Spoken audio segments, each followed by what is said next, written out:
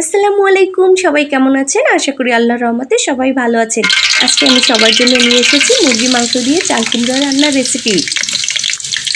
মুরগি মাংস দিয়ে চাল কুমড়া রান্না করার জন্য আমি এখানে একটা কড়াইতে তেল দিয়ে দিয়েছি পরিমাণ মতো এবং পেঁয়াজ কুচি দিয়ে দিয়েছি। পেঁয়াজ কুচিটা আমি হালকা বাদামি রং করে ভেজে নিয়েছি। এখন আমি মুরগির মাংসগুলো দিয়ে দেবো এবং আগে থেকে চৌকো করে কাটা চাল কুমড়োগুলো আমি এখানে দিয়ে দিচ্ছি এবং দিয়ে দেব পরিমাণ মতো লাল মরিচ গুঁড়ো এবং হলুদ গুঁড়ো। দিয়ে দিচ্ছি লাল মরিচ গুঁড়ো এবং পরিমাণ মতো হলুদ গুঁড়ো দিয়ে দিয়েছি। এখন দিয়ে দেব আদা রসুন জিরে বাটা এবং পরিমাণ মতো লবণ এবং দিয়ে দেব এলাচ দারচিনি তেজপাতা লবঙ্গ কালো গোলমরিচ দিয়ে আমি এটাকে ভালো করে কষিয়ে নিচ্ছি। এটা যখন কষানো হয়ে আসবে তখন আমার এটা কষানো হয়ে গেছে।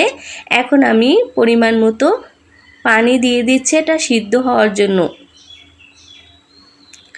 আমি এখন পানি দিয়ে দিয়েছি। এখন আমি এটাকে ঢাকনা দিয়ে ঢেকে কিছুক্ষণ জাল করে নেব। আমার এটা সিদ্ধ হয়ে এসেছে, আমি এখন চুলা থেকে নামিয়ে নেব। আশা করি আমার ভিডিওটি ভালো লাগলে অবশ্যই লাইক কমেন্ট দেবেন। সবাইকে ধন্যবাদ। আসসালামু আলাইকুম।